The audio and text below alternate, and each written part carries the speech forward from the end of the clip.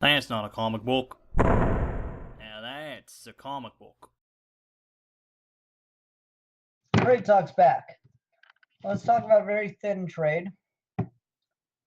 And this is Green Lantern Superman Legend of the Green Flame. Written by Neil Gaiman. Place your bets now, place your bets now. Did this book make me cry? It's a limited number of pages. Maybe it didn't get that enough time to give me an emotional reaction. Maybe it did. What are your thoughts? Did he cry his eyes out like a little bitch? Or did he toughen up and get through it? Let me know in the comments below. Or to the side of the video, since that's how live comments work. Red Leader thinks it made me cry, but the question was, will it make me cry? I've got two bets for yes. Anyone want to bet no? Anyone want to bet no? Maybe I should put some stakes on it, huh? 1 sec, you can change your bets. 1 sec, 1 sec. Oh, what have I got? What have I got? Not giving you a Hal Jordan. I got a Guy Gardner I don't like. I'm not a huge fan of Guy Gardner, but I will give up a Guy Gardner action figure that I own. If you guess right, if you bet right, first person to bet right, starting in just a sec, we'll get a Guy Gardner action figure.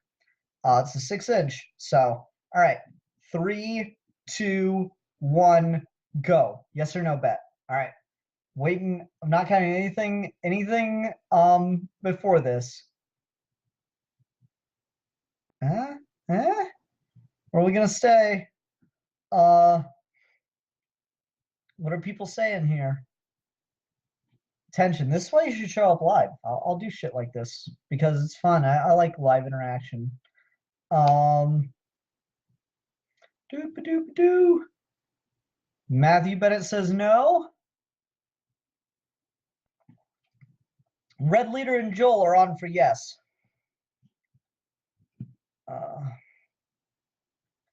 Who's betting? Who's betting what?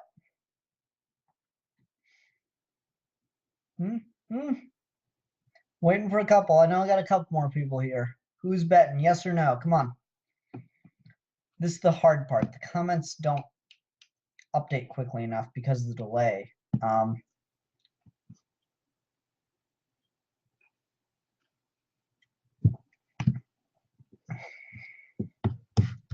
Come on, it's Superman and Green Lantern. It's Green Lantern, written by Neil Gaiman. What do you think? Well, I'm not seeing any more comments about the bet. So, congratulations to Mr. Matthew Bennett. Surprisingly, Neil Gaiman did not make me cry in a story that involves Green Lantern. He got damn close. But unfortunately, it was a little too rushed. And due to the nature of the story, there was a little bit too much restrictiveness on him. So yeah. Bet you didn't see that one coming. Okay, so let's talk about the book itself. Matthew, I'll message you on YouTube here in a little bit. Let's see, can I do this in a new, how does that work? Go to channel. There we go. All right, Matthew, I will get a hold of you somehow or another. We'll figure it out. Neil Gaiman, you hack. Neil Gaiman is many things, sir, but a hack is definitely not one of them. Okay, so the backstory of this is pretty interesting.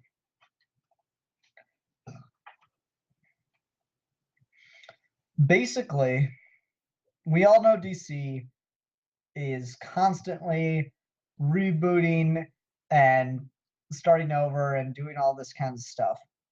And so back in the late 80s, they were doing this series in Action Comics where it was like a new book of action was coming out every week starring a different character, and it never missed a deadline. the book was not allowed to miss a deadline, but it was driving people crazy as to like getting it out on time.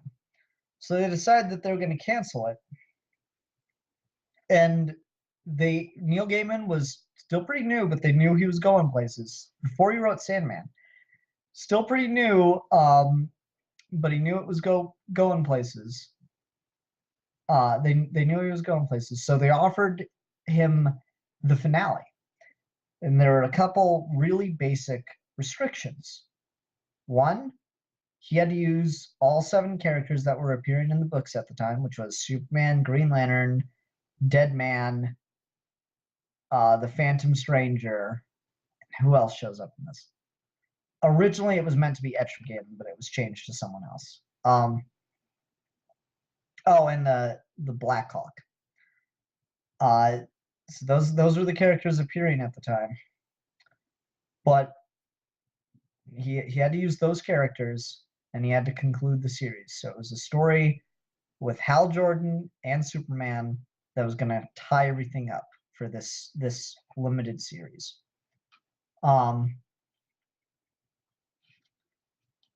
So there's that one restriction. But then there's the interesting history that happened with this. Because of DC's current reboot mood at the time, they decided that too many people knew who Superman was. And so they just decided, okay, well, now only a select few know, and Hal Jordan's not one of them. And since the core of this book is Hal Jordan and Clark Kent's friendship, they didn't think it could meet the cut. They were not comfortable with doing that in this story at this time. So they sat on a Neil Gaiman script, which is bad enough. They fucking lost the thing. They lost a Neil Gaiman script. That's just like, oh, hey, look, a bar of gold. I feel like I'm missing something. How do you lose a Neil Gaiman script? What the fuck is wrong with people? But it was lost. Neil Gaiman tracked down a guy who he remembered had a photocopy of it. And so 12 years later, they decide, you know what, fuck it, let's put this out. So they put this out 12 years after it was originally written, at the point where the continuity of this made no sense anymore, or had absolutely no relevance anymore. So it is a conclusion to a series that had been concluded for over a decade.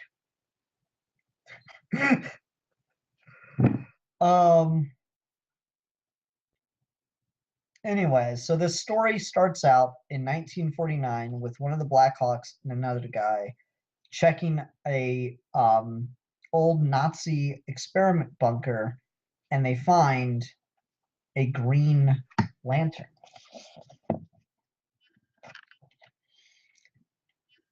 And then it's never really brought up again. It's 50 years later, and 60 years later. And Hal Jordan is having a hard time dealing with being the only Green Lantern. Again, continuity at the time. One of the only Green Lanterns. None of the other Green Lanterns from Earth want to talk to him at the time, back when there were only 2. None of the other Green Lanterns want to talk to him, so he needs to, hash it out with Superman. And just have some bro talk.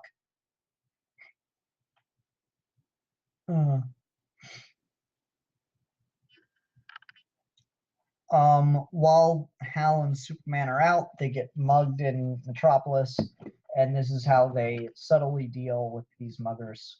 Hal just leaves them in a bird cage. Please stop here for muggers. Nice, bright, exciting neon sign. Neil Gaiman has a really good voice for Hal Jordan. Love this exchange of dialogue. There you go. That was discreet. Except for the flashing green neon sign. Well, it's a very discreet flashing green neon sign, and how else are the cops going to find them? Then they go to this charity ball or this charity museum thing, and they find the lantern. And Hal's like, what the hell's going on? So he got some Doctor Who fans in the comments tonight. Green Lantern ring can make perception filter. Eat your heart out, Doctor Who. But yeah, so he makes perception filter and decides to try his oath on the lantern to see what happens to it.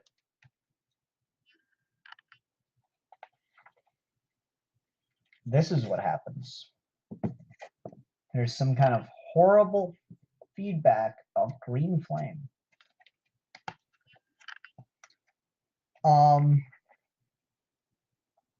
And then we open in chapter 2 with them meeting Dead Man. And Dead Man telling them, yeah, both of you dead. They don't quite believe him. And Hal still has his ring, so he tries to use it.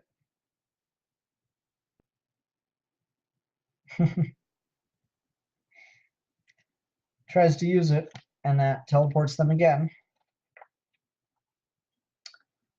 Some stuff with the Phantom Stranger happens, but anyway.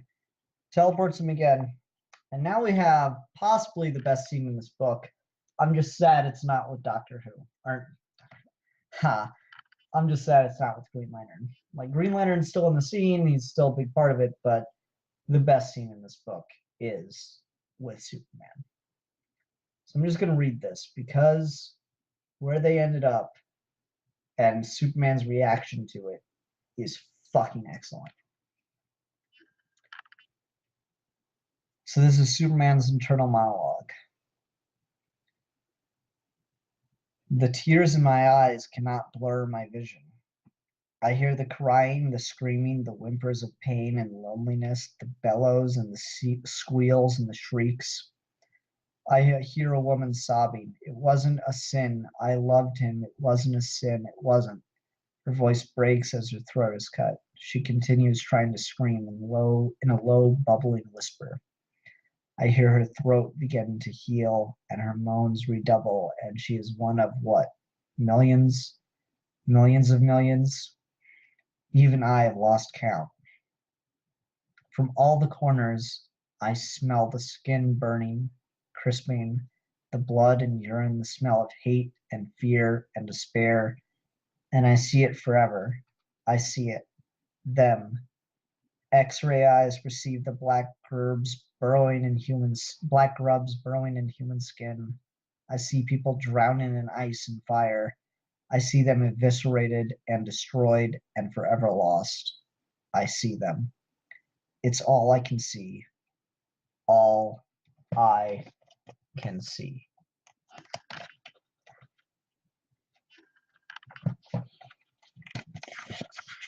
Superman in Hell, ladies and gentlemen.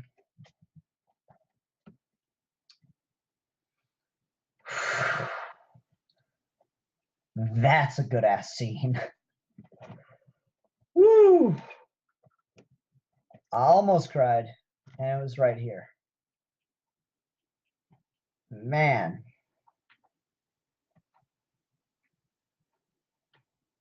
That was just the idea of Superman just not being able to look away from that level of suffering.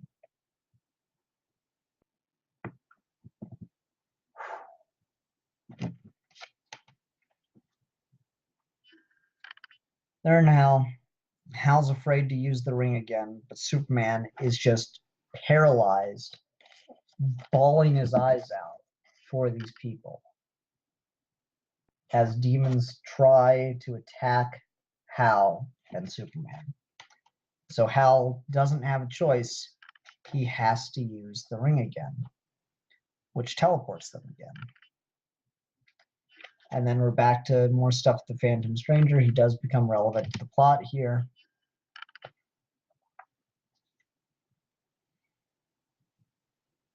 Someone throw an onion at Ian's face. Thanks, guys.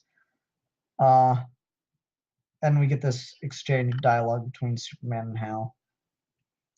Come on, big fella, it's over. We're out of there. Wherever there was, lean on me.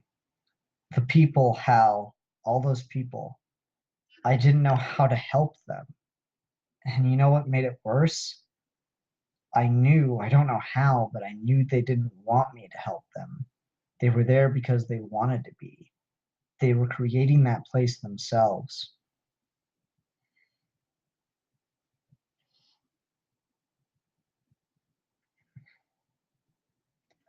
And that ties back in with Gaiman's idea of hell and what he eventually did with Satan and Sandman.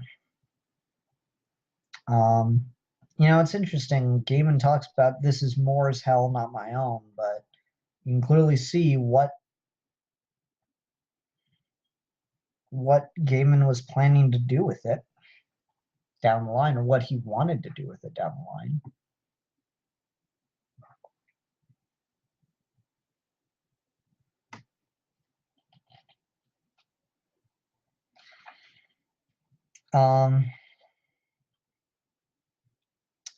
And then we get the plot of the book revealed, which is that the lantern Hal attempted to charge from was not one of science, but was a green flame.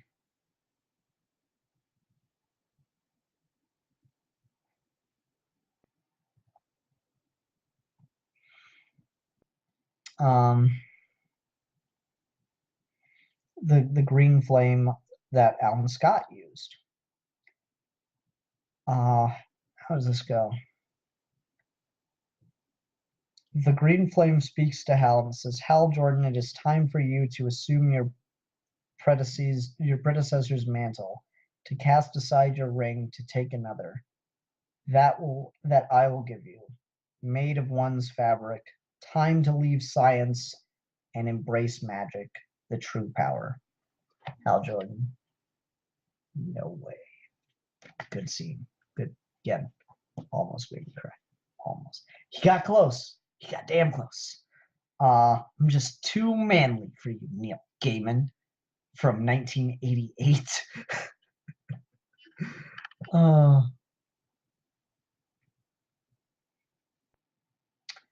You do not understand. That was not a request, Hal Jordan. That was an order.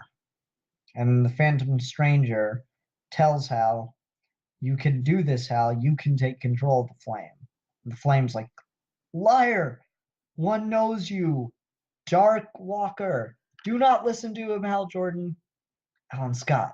Yes, of course. Alan's oath. And so we get this really cool moment of Hal Jordan doing Alan Scott's oath. And I shall shed my light over dark evil, for the dark things cannot stand the light of Green Lantern. And that transports them out of their little journey, with Hal now having some level of control over the magic side of the Green Lantern stuff.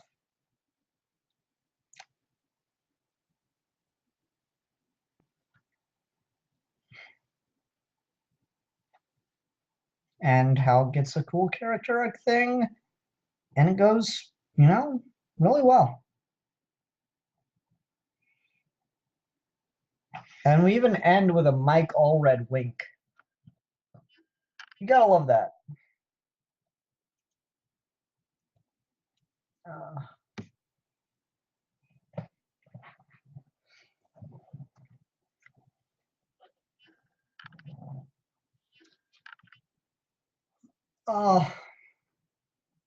Just good, y'all. Just good.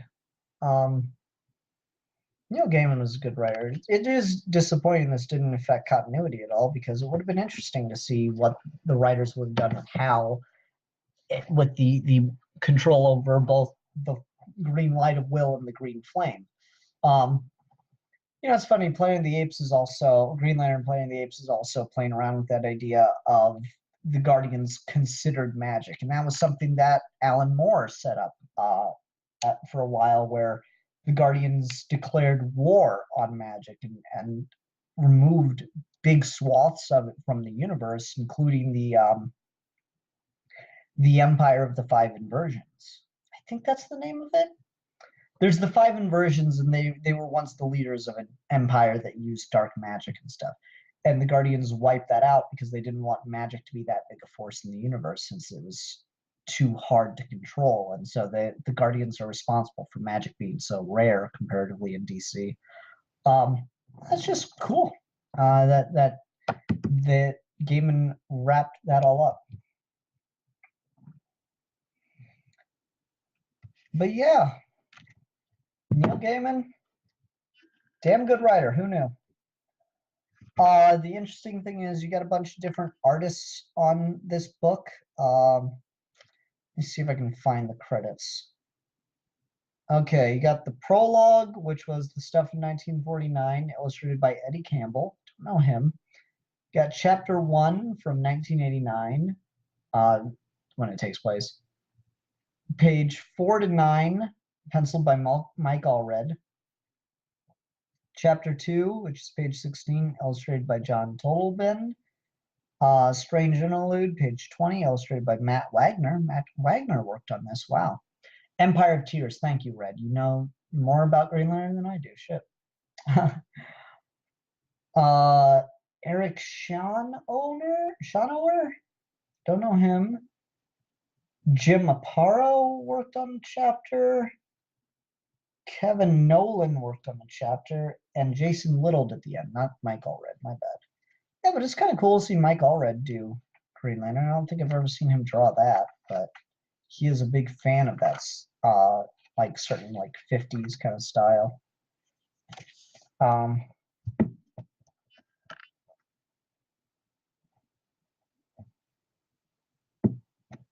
Yeah, just neat. Good ass book. It's funny because the reason I bought this was I was at the comic shop because I realized I didn't actually own a physical copy of the original issue that Rotlop Fan appeared in. So I decided I wanted to own it before I like make a video once I get to the end of this audio drama and stuff. So if you want the original Rotlop Fan story, go and get Tales of the Green Lantern Corps Annual number 3. You can even see Rotlop Fan there on the cover. And they even got the bell symbol.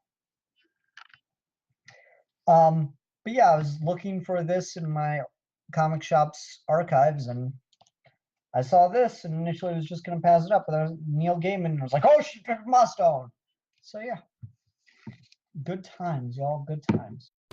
That's not a comic book. Now that's a comic book.